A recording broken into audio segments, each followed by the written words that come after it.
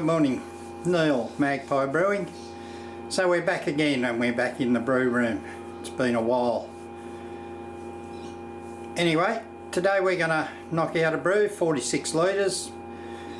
Going to do one, we've actually done it before, but a couple of small things. So today I'm going to do the Swooping Magpi. It was a really nice drink. But today the difference is we're going to cube after the boil. Now the reason I'm going to cube is we're starting to hit summer in Australia here, New South Wales, so we're soon going to hit water restriction. I've taken two of the hop additions away. I normally do a 15 and a 5 with this guy, and today we're just going to do a flame out 0, and we're going to do a 20-minute whirlpool at 81 degrees. I've reduced the amount of hops I'm using in both, so I've reduced the amount of hops in the 0 minute by 25%. I've also reduced the amount that I would normally whirlpool by the same. And then I'm going to increase my dry hop later on in the ferment by 30-35%. I haven't worked it out yet. I'm going to try and stay away from hop burn. So anyway, I'll get all the machinery on, I'll mill some grains up and heat some water up, and we'll get stuck into this brew. Okay, we're up to 55 degrees. So I'll put the grist in. As always, it's already in the mash tun. I've got me reliable old glass thermometer here. In we go. So we'll let that absorb a bit. It'll just float itself down. No real issues there. Quite a nice crush. It's a I've gone to the Valoria schooner, Voyager biscuit, and we got some what do we got? Medium crystal UK. But that crush looks quite good. It should flow nice. I have tightened it up a little bit, the grain mill, as I've been getting such a good flow. I just want to see if by tightening it up one notch gives me much inefficiency. I'm quite happy with 70% efficiencies. 75 would be nice, I guess, but 70% gives me a very drinkable beer. And well, I'm happy with a drinkable beer. So okay, we'll put a bit of water on that just to help it not full blast. Now the other thing I've gone back to the top plate. I still stir. I just find it, I don't know, I get a better flow, I reckon, through the grain bed. More even. I've also done away with the false bottom, and I've put the helix in. So I've got a helix in there. I draw out, because I'm cubing, I'll come out of the tap into the cubes, not out of the pump. Try and leave as much rubbish as I can behind into the cube, and that also means that I'll be using my Mangrove Jack hop spider, which is not as fine as the unit that come with the Guten. So we'll get this bedded in. We're up to about 58 degrees. I expect a good flow through this. Okay, so we're dinging there, so we've hit temperature. Get my trusty thermometer out, and I'll just sit it on that top plate and we'll see what our top temperature is. So I've got it going about 3/4, doing 65 degrees today for the mash, and I'm just getting a nice flow. I've built it up, it's about 1/2 an inch above, or 1 centimetre, we'll call it 1 centimetre above the top plate.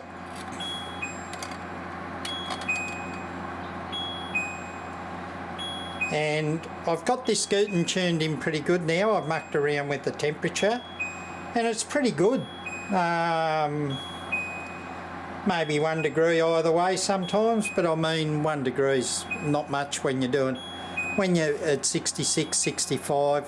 It's more when you're right up there. If you're going to do 68, 70, you don't want to go much over 70. Bit of racket going on there. I live on a railway line, but our mash is 15 minutes in, so we'll just get in and turn our pump off. We'll get our top plate out. I've put a couple of just stainless steel hooks there, and I grabbed them. It does get a bit warmish, but it's not too bad. Now all I do, I just sort of, because I do a fairly thin mash, this one's 3.5 litres per kilo. For those that have watched other videos, you would know that I went to 4. And then one day I decided to do a thicker mash, and I don't know, and a longer sparge. And I still got the same efficiencies out of it, so I'm still playing around with that. But as you can see, this is quite a thick mash at 3.5. And then I'll have a sparge of forget what my sparge is. I think my 44 litres grain in the mash tun,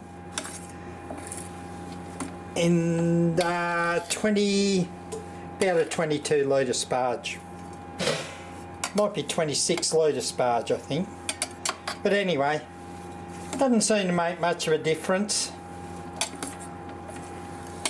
But I just thought I'd have a change. Okay, that's give it a good stir. I don't go right down to the bottom of the plate with it. I just give it a good stir, 3/4 probably of the way down. Get that froth on it.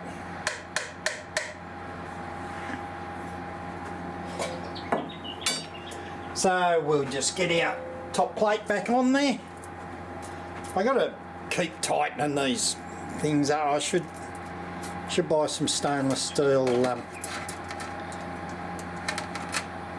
locking nuts, nylock nuts. Anyway, they haven't come undone on me yet. Not to say they never will. There we go. I just press it down to about the top. I don't try to compress too much. Looking at our pH meter there, 5.4. I know it's not the best picture of it. It's a bit glary here today in the brew room, but it's 5.4. And that's what we wanted, 5.4 on the mash. Okay, that's the end of our mash. We can see it's cleared up quite well. Look, I'm still an advocate of, just because the mash is clear doesn't mean you're going to get a clear beer. But as you can see, it's a nice golden colour there on top of the top plate. So it has cleared up. And now we're just going to go into mash out. Now I've got into the habit of late, I take 4 gravity readings throughout a brew now. I take one now at the end of the mash. I'll take another one at the end of mash out before the sparge.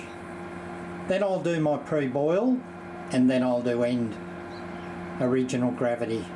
And it just lets me know how much I'm getting out of things, you know.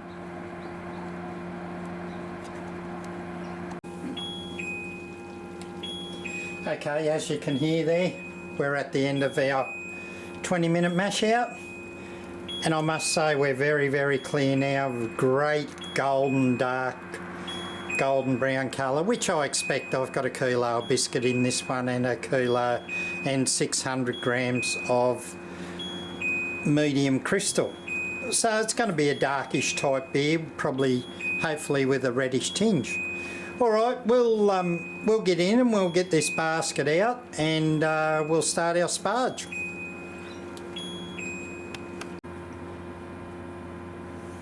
Alright, so in this recipe, what I'm going to do, I'm using Chinook to bitter, and it's the only time I've got Chinook in the brew. I probably should have put some in, but anyway I didn't. We're using Citra, Sabro and Simcoe, but it's the first wort hopping. I'm now up to 89 degrees, so I'll put these in. I actually meant to put them in the hot basket, but I put them in a bit naked, so that doesn't matter. They'll sink through, and the helix coil will trap most of it anyway. So we'll let that go. We're not quite at boil, as I say, 89 degrees. I haven't done a pre-boil yet. When I do it, I'll just I'll go through the other figures I got, and some people might find them interesting. So back shortly with the boil. Okay, we got a pretty good boil going there. So it's time to put our whirl flock in, stir it all up a bit. That'll get it going a bit more. So that's 10 minutes to go in the boil, as I said, because I'm going to cube this one up. And I haven't cubed before, to be honest. This will be my first time. So it could work, and it could backfire. But I'll tell you what, we'll still make beer. Okay, that's the end of our boil. What do we got? Got about 51 litres there. Shrinkage will bring that down a litre at least. We were after about 51, 50.4 or something like that. Seeing I'm coming out of the tap, I've adjusted the figures a little bit in the Brewer's Friend equipment profile, so I'm certainly hoping to get 2 cubes. They're 20 litre cubes, but I've been told you can get 22, 23 litres in each, so we'll see how we go there. Okay, we're down to 82.3. So I'll put these hops in. Now to do this, I just set the Guten to manual for 80.5, because I don't really want to get it under 80. So I go 80.5 or 81. Do the 20-minute whirlpool. I lift and drop the hot basket every now and then. And that releases a little bit more, but really the whirlpool does enough, I think. So I just do this manual, which I'll start it. As you can hear, we've just started our countdown. So we'll just let that go for about, well, it'll go for 20 minutes.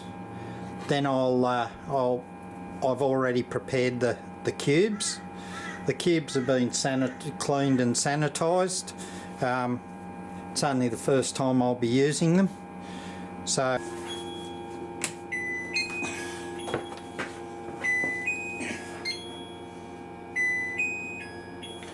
okay, as you can hear, our whirlpool's now finished. So we're sitting on 82 degrees, so that's really good.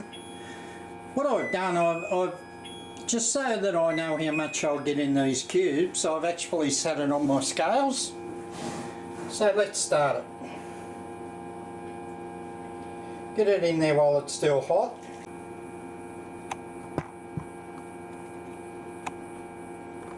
Because it's coming from the tap, I mean it's going to be a fast transfer. And I imagine the cubes will get hot.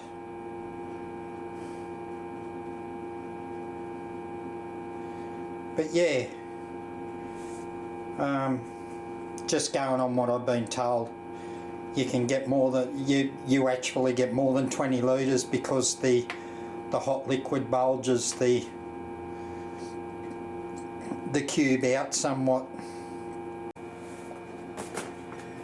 Okay, that's transfer of the first one, because remembering I always do double batches, so it's quite full.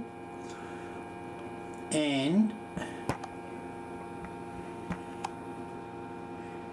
as you can see, 23.7 kilos I got in that one, so 23.7 litres. I only done a 46 litre batch, so I'm hoping that I'm going to get maybe a little extra out of it.